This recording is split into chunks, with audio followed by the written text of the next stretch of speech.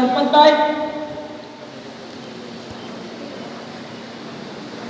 અહીંયા તમામ આવેલા વિદ્યાર્થીઓ, શિક્ષણગણ, આચાર્યો તમામનો જિગ્નેશ દિલથી હૃદયથી સ્વાગત કરું છું. મિત્રો, તાળી તમારા માટે પાડવાની, મારા માટે પાડવાની નથી.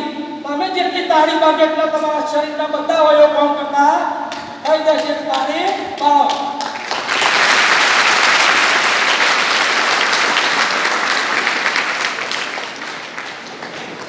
વિદ્યાર્થી મિત્રો, હું એટલું જ કહેવા માંગુ છું કે આ વર્ષે તો ગુજરાતમાં ખબર પડી કે વેરાવળ સ્કૂલ ચાલે છે, પણ આ વખત એવો રિઝલ્ટ આવ્યો કે આખા ભારતમાં ખબર પડવી જોઈએ કે વેરાવળની અંદર શ્રી એસપી જોશી સ્કૂલ વેરાવળ ચાલે છે. મિત્રો,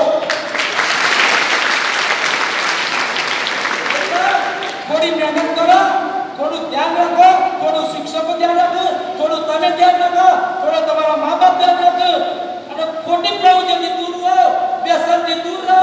18 વર્ષની ઉંમરે હજી વિમલમાં ગુટકા કોઈ મોઢામાં નાખી નથી, એટલે તમે વિચારો 38 ઉંમરે હજી ગુટકા તો નહીં નાખી તો માન લો એક દિવસના તમે 10 રૂપિયા ગુટકા પર નાખો તો 1 મહિનાના કેટલા પૈસા હતા, વર્ષના કેટલા હતા તમે ગણો તો પાછળથી એક BMW કાર આવી જાય. મિત્રો, એટલે ધ્યાન રાખો, તમારું જીવન પોતાનું છે, તમારું જીવન પોતાનું છે.